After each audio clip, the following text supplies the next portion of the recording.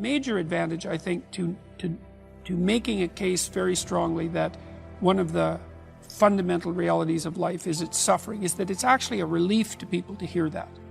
Because they suspect it. Well, they know it.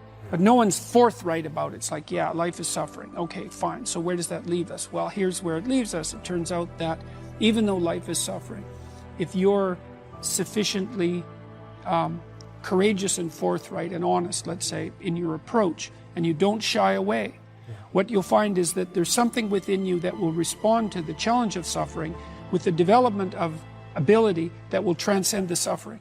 So the pessimism is, yeah, well, life is rife with problems at every level. But the upside is, if you turn and confront that voluntarily, that you'll find something in yourself that can develop and master that. And so the optimism is nested in the pessimism. And that's extremely helpful to people, especially people who are struggling, because they think, oh my God, life is so difficult. I don't know if I can stand this. There must be something wrong with me. Does anybody else feel this way? And you can say, yes, everyone feels that way at some time. But that's, and it is as bad as you think, but you're more than you think you are. You're more than you think you are. And what I really like about this too is it's very much in keeping with the clinical data. So for example, what you do as a clinician, as a clinical psychologist, as a psychiatrist, as any mental health professional who's well trained, is if people are afraid of something that's standing in their way as an obstacle, like maybe you're trying to develop your career and you're afraid of public speaking. Well, I could try to calm you down about your fear and protect you from the challenge that would be associated with public speaking. You say, well, you never have to do that. Or I could say, no, look, you have to learn to present yourself more effectively in public if you're going to develop your career. And you're afraid of it.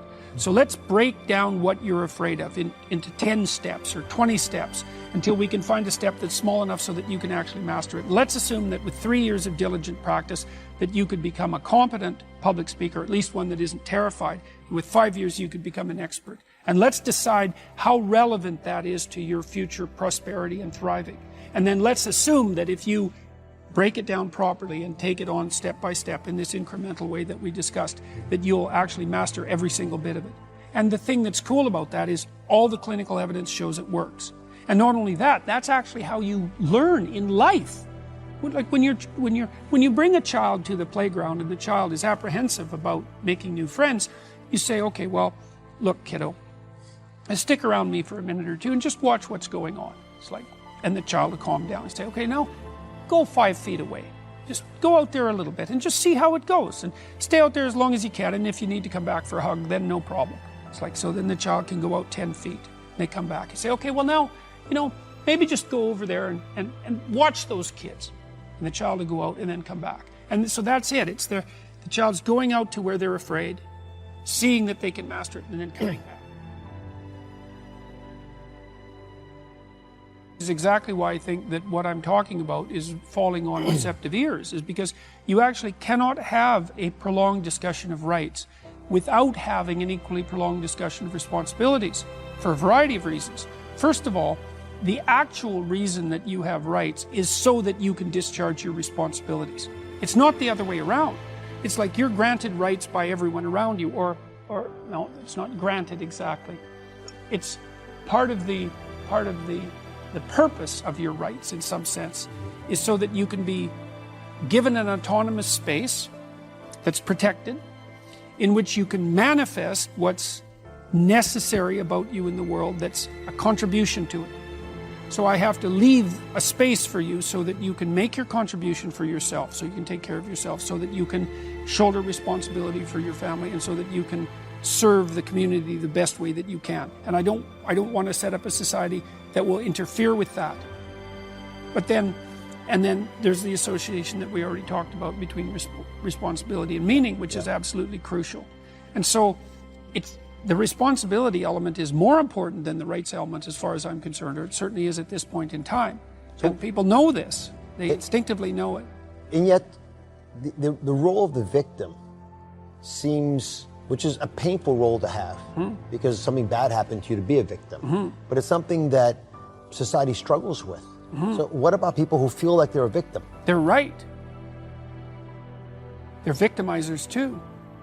Like, everybody is a strange mixture of victim and victimizer. Lots of terrible things happen to people that aren't justifiable in some sense. You know, well, illness strikes people randomly. I mean, not entirely randomly, obviously, but there's a large random element in it. Where you're thrown into existence as a consequence of your birth. That's existentialists, especially in the 1950s, talked about that all the time. They talked about it as thrownness, that you're sort of thrown into reality with your particular set of predispositions and weaknesses. And then there's going to be times in your life where things twist in a manner that's unfair to you, that you're not getting your just desserts. But that goes along with all sorts of unequally distributed privileges as well. And so that's the arbitrary nature of existence. But you can't allow those sorts of things to define you, because it's not that useful strategically. When you're playing a card game, you're dealt a hand of cards. Yep. Well, what do? You play the hand the best you can. Why? Because all the hands are equal? No, because you don't have a better strategy than playing the hand that you're dealt the best you can. And that doesn't even mean it'll be a winning strategy. But because people don't always win, sometimes we lose, and sometimes we lose painfully, and sometimes we lose painfully and unjustly. That's not the point. The point is, you don't have a better strategy, and neither does anyone else. And then it's also not so obvious how privilege and victimization are distributed. You know, if you take someone who's doing quite well in life and you scratch underneath the surface, you generally don't have to scratch very far until you find one or more profound tragedies of the past, or perhaps of the present. You know, and no matter how well protected you are in the world, you're still subject to illness, you're still subject to aging, you're still subject to the dissolution of your relationships, the death of your dreams, death itself. So vulnerability is built into the structure of existence. Now, if you start to regard yourself as a hapless victim, or even worse, an unfairly victimized victim, well, then things go very badly sideways for you. It's not a good strategy. You end up resentful, you end up angry, you end up vengeful, you end up hostile. And that's just the beginning. Things can get far more out of hand than that. So strategically, it's a bad game. It's better to take responsibility for the hand that you've been dealt.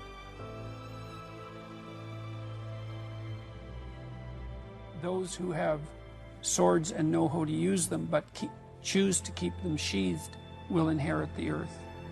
And that's a much better idea as far as I'm concerned, because it means that you have a moral obligation to be strong and dangerous, both of those. But to harness that and to use it in the service of good. So it's associated with a complex set of ideas. But that principle right there is a stark differentiator of you from much of the material that I read. Generally, it's purely about compassion. You use the word victimhood, but a lot of folks do feel it's a virtue to feel sorry for others, because usually behind that is, I'll do something. It's not that easy. No. That's the problem, is that we wouldn't have to think if empathy guided us properly. But it doesn't.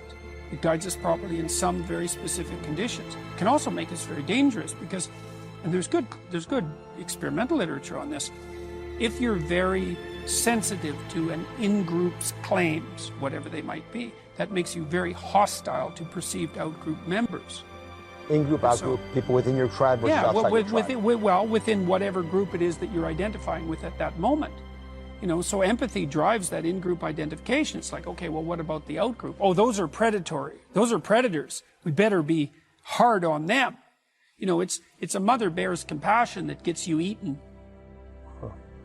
So we can't be thinking that empathy is an untrammeled virtue. There's no evidence for that whatsoever. The psychoanalysts knew this perfectly well as well, when we were still wise enough to attend to their more profound realizations. And that's the motif of the devouring parent. The devouring mother is the more general trope.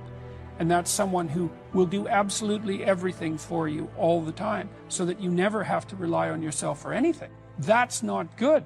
No, there's rules. For example, if you're dealing with the elderly in an old folks home, here's a rule: never do anything for one of your clients they can do themselves. Why? Because they're already struggling with the loss of their independence. And you want to help them maintain that independence as long as possible. And that might mean sitting by while someone struggles to do up their buttons, for example. When you can, and this is the same if you're maybe helping your 3-year-old dress themselves. It's like, yeah, you can put on the buttons a lot faster. Let me help you with that. It's like, no, you struggle with that. You master it.